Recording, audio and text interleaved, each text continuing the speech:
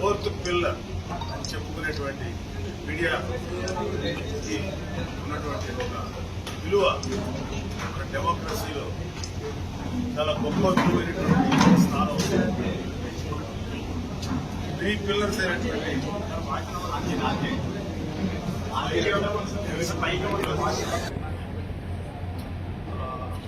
Fourth estate అని చెప్పుకునేటువంటి మీడియాకి చాలా గొప్ప బాధ్యత ఉంది. ప్రజాస్వామ్యంలో ఎక్కడ న్యాయం జరగకపోయినా ఎవరికైనా కష్టం వచ్చినప్పుడు మీ ద్వారా న్యాయం జరుగుతుందని ప్రతి ఒక్క పౌరుడు, భారతీయ పౌరుడు నమ్ముతారు.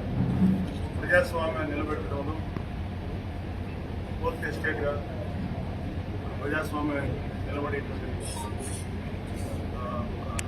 ఆర్గనైజేషన్ తర్వాత ఒక వ్యవస్థ మీడియా.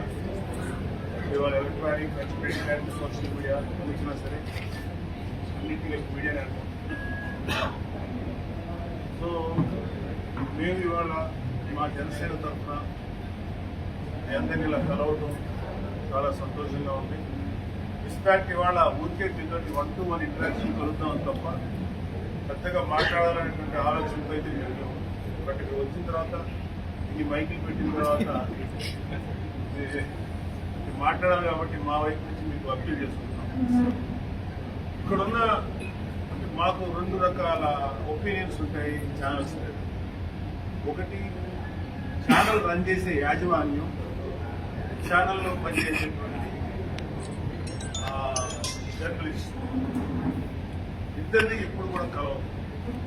యాజమాన్యానికి ఒక రకమైనటువంటి ఫేవర్ ఉంటే మీకు అందరినీ సమానంగా న్యాయంగా చూపించాలన్న భావం మీ అందరికీ ఉంటుంది. కానీ ఏ పాత్రికేయుడు లేదా ఏ జర్నలిస్టు కూడా కొన్ని సందర్భాల్లో యాజమాన్యం యొక్క విధానానికి లోబడి పనిచేయాలి. కాబట్టి మీతో ఎవరితోటి మాకు, ఎస్పెషల్లీ జర్నలిస్ట్ ఎవరితోటి మాకు ఎటువంటి అభిప్రాయ భేదాలు కానీ హార్ట్ ఫీలింగ్స్ అని లేవు. కానీ చాలా సంస్థలు వాళ్ళ యాజమాన్యం తాలూకు రిపోర్టింగ్ వాళ్ళ కోసం వాళ్ళ దగ్గర చేయాలి కాబట్టి, వాళ్ళతో పనిచేయాలి కాబట్టి కొన్నిసార్లు మాకు వ్యతిరేకంగానో లేకపోతే మాకు అనానుకూలంగానో లేకపోతే మాకు నష్టం కలిగించే విధంగానో మీరు రాసిన మేము మనస్ఫూర్తిగా అర్థం చేసుకోగలం. ఇది కేవలం ఈ గుండెల నుంచి వచ్చింది కాదు, మీ ప్రచారం వల్ల వచ్చిందని మాకు అర్థమవుతుంది. కాబట్టి ఇప్పుడున్న ఏ జర్నలిస్ట్ గురించి మాకు ఇచ్చిన అభిప్రాయాలు ఏదైనా ఉంటే మీడియా సంస్థల తరఫున ఉంటుంది. So thank you. ఒకే ఒక్క రిక్వెస్ట్ చేస్తాం, పవన్ కళ్యాణ్ గారి గురించి మాట చెప్తాం. చాలామంది చాలా రకాలుగా పవన్ కళ్యాణ్ గారిని విమర్శిస్తారు. ఇంతవరకు ఆయన ఒక శాసనసభలో కానీ ఎక్కడ కూడా ఒక అడుగు పెట్టినా గత 15 సంవత్సరాల నుంచి రాజకీయాల్లో ఉన్నా సరే, కానీ 15 సంవత్సరాల నుంచి ఎస్పెషల్లీ 10 years నుంచి అతన్ని ఎన్ని రకాలుగా ఎన్ని ఛానల్స్లో ఎన్ని రకాలుగా వేధించారు మీ అందరికీ తెలుసు, మీ అంతరాత్మకు తెలుసు. మీ అందరికీ బాధపడినా సరే ఏం చేయలేని పరిస్థితులు మీరు చేశారని మీకు మాకు తెలుసు. కానీ ఒకే ఒక క్వశ్చన్, ఒకే ఒక క్లారిటీ ఇస్తారు ఏంటంటే, ఇవాళ పవన్ కళ్యాణ్ గారు తీసుకున్న ఏ నిర్ణయమైనా ప్రజల కోసమే తీసుకుంటారు, ప్రజల బాగు కోసమే తీసుకుంటారు. పవన్ కళ్యాణ్ గారికి కానీ ఆయనతో పనిచేసే మా అందరికి కానీ సపరేట్ ఎజెండాస్, ఆయన ఎజెండా ఏదైతే ప్రజా సంక్షేమం, ప్రజా శ్రేయస్సు, రూల్ ఆఫ్ లా ఉండాలని కోరుకుంటారో దాన్ని మేమందరం సపోర్ట్గా ఆయన వెనకాల నడుస్తూ ఆయన ఆలోచనల్ని మేము ముందుకు తీసుకెళ్తాం.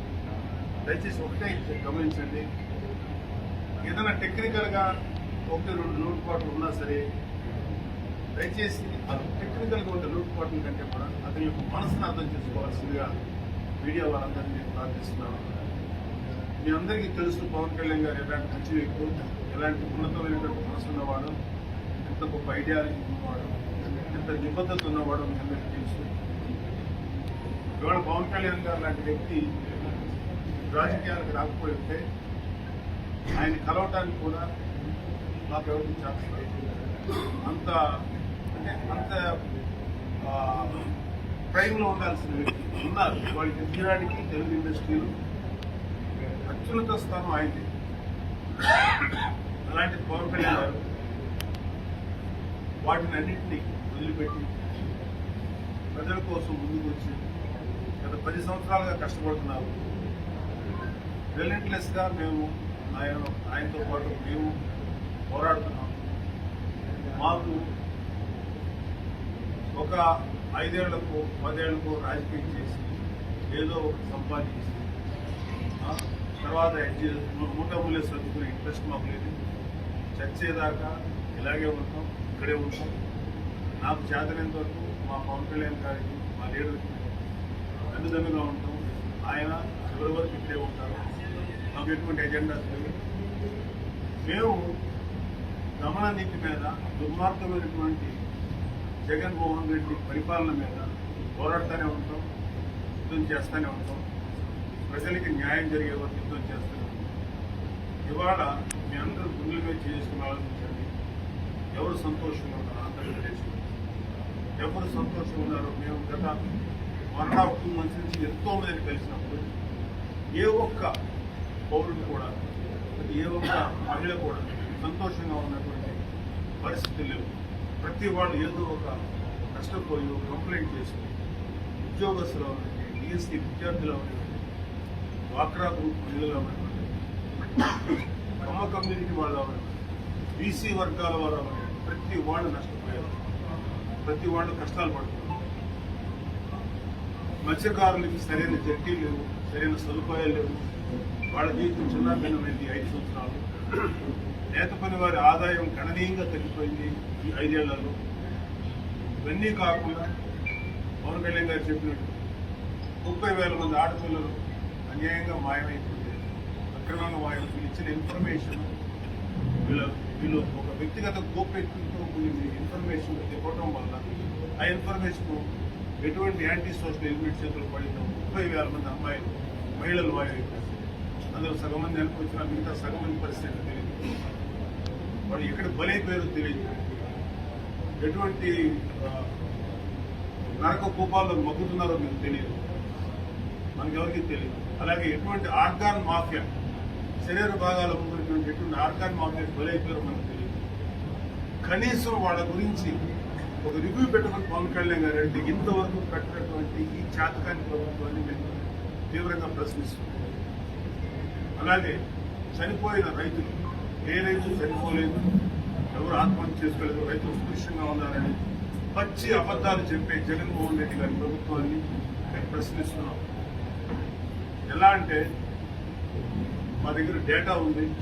ఎంతో మంది రైతులు 3,000 మంది, ఇంకా ఎక్కువ మంది చనిపోయారు రైతులు. వాళ్ళందరికీ మేము మా చేతనంత వరకు ఎంతో మంది మా ప్రెసిడెంట్ గారు ఇచ్చారు. అలాగే ప్రతి చోట ప్రతి విషయంలో మేము నిలబడుతున్నాం.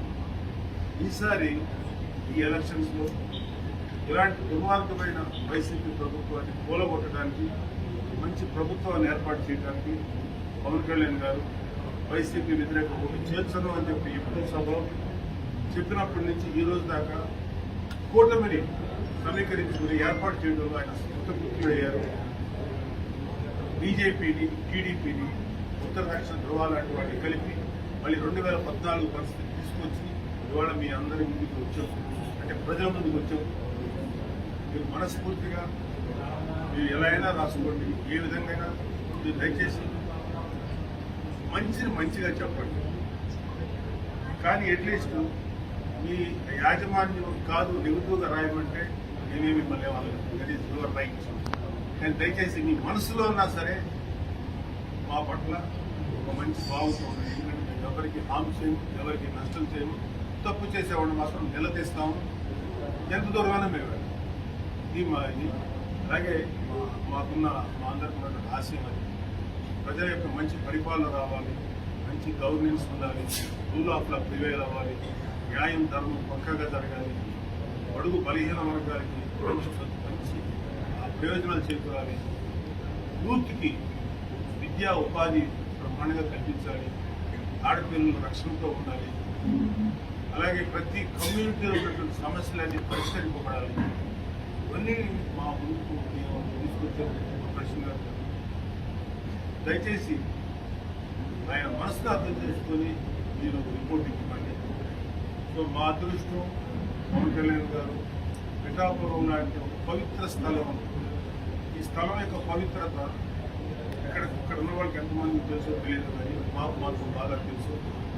పిఠాపురంలో శ్రీపాద వల్లభుడి దగ్గర 2010లో నేను నా భార్య గురుపూర్ణం పూర్తి చేసి అప్పటి నుంచి మాకు ఐడియా ఉంటుంది. ఇంతమంది ఉన్న ఒక స్థలం అయినది. ఒక ఊరికి అమ్మవారు ద్వాదశ శక్తిపీఠాలు ఉంది.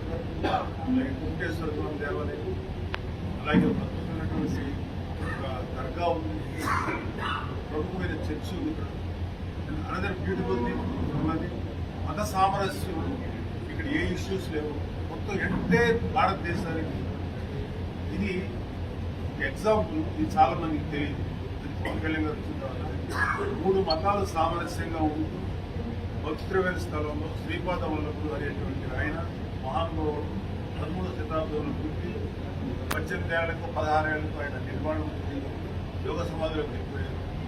ఉత్తరప్రదేశ్ నుంచి కర్ణాటక, మహారాష్ట్ర నుంచి కర్ణాటక నుంచి ఎంతో ఈరోజుకు వస్తుంటారు. ఒక షిరిడి సాయిబాబా ఎంత అవ్వాలో అంత గొప్ప వ్యక్తి అయినా ఇది ఒక ద్వారకామయ్య అంత గొప్ప పుణ్యక్షేత్రం అవ్వాలి మా అందరికీ ఆశ. పవన్ కళ్యాణ్ గారు దీన్ని ఒక టెంపుల్ సిటీ గాను, అలాగే ఉన్నటువంటి చర్చిని కానీ మన ఈ దర్గాని కానీ ఆధునీకరించి వాళ్ళ సదుపాయాలు చూడటం కానీ అన్ని మతాలకి అన్ని పూజా మందిరాలకి మంచిగా చేసి దీన్ని ఒక టూరిస్ట్ సెంటర్గా, ఒక రిలీజియస్ టూరిస్ట్ సెంటర్గా అభివృద్ధి చేయించాలని చెల్లించాలని, దీన్ని ఒక దక్షిణ కాశీగా తీర్చిదిద్దాలనేటువంటి ఆయనకు మంచి కోరిక ఉంది. సో ఇలాంటి గొప్ప ప్లేస్ కాబట్టి ఆయన ఇక్కడి నుంచి కంటెస్ట్ చేస్తున్నారు. ఆయన పిఠాపురాన్ని మోడల్ ఇండియాలోనే ఒక మోడల్ నియోజకవర్గంగా అభివృద్ధి చెందేలాగా ఆయన కృషి చేయబోతున్నారు. ఆయన గెలుస్తారు.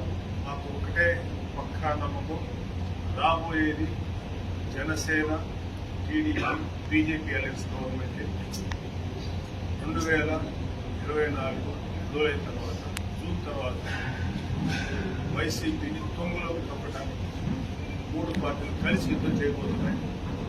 ఇది మాకు ఇది మేము ఇక్కడి నుంచి పూర్తి చేస్తున్నాము. పవన్ కళ్యాణ్ గారికి మీరందరూ మనస్ఫూర్తిగా సహకరించి ఒక వ్యక్తిని అసెంబ్లీకి పంపండి. ఇక్కడి నుంచి ఒక వ్యక్తి అసెంబ్లీకి పంపితే ఇక్కడ అర్థంగా చేసుకోవాల్సింది ఏంటంటే, మీరు జర్నలిస్టులు, అది మీడియా పీపుల్, దానికంటే ముందు మీరందరూ కూడా మనుషులు. సో మీ మనస్సులో నుంచి ఆలోచించండి, మీ మనస్సుతోటి ఆలోచించండి, హృదయంతో ఆలోచించండి. అంటే ఇదే మిమ్మల్ని నుంచి నేను కోరుకుంటాను. పాజిటివ్గా ఉన్నట్టుగా జరుగుతున్న రిపోర్ట్ ఇస్తే గొప్ప, లేదు దాన్ని మీ మీడియా సంస్థల యొక్క విధానాలను మీరు వక్రీకరించి రాసిన మీ యొక్క ఆలోచన, మీ కష్టం. బట్ స్టిల్ మీరు ఎట్లా రాసినా మిమ్మల్ని మాత్రం మనస్ఫూర్తిగా అర్థం చేసుకుంటామని